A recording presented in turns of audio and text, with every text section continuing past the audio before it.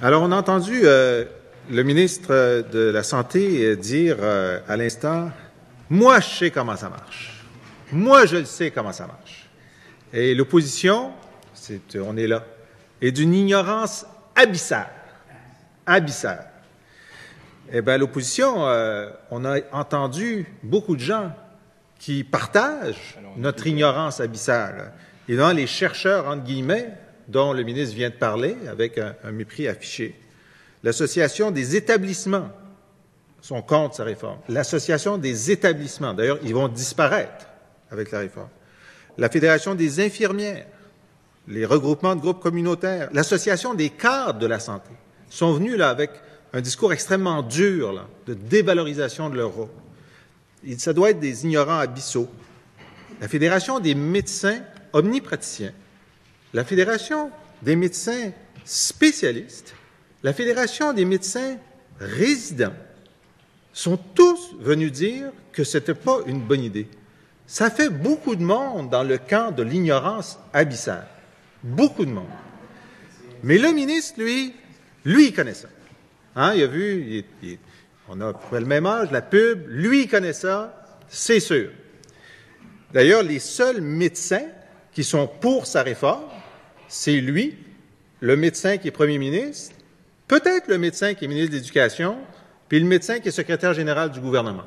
Vous savez, le quatuor médico-politico-libéral qui nous gouverne, là.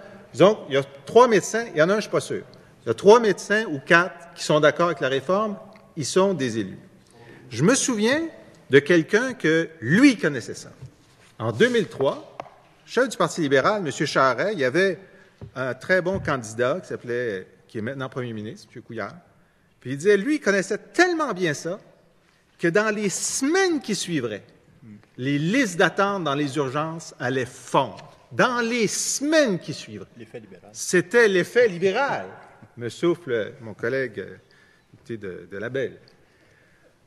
Alors, vous savez, le niveau de scepticisme face à ceux qui connaissent ça, il est assez élevé.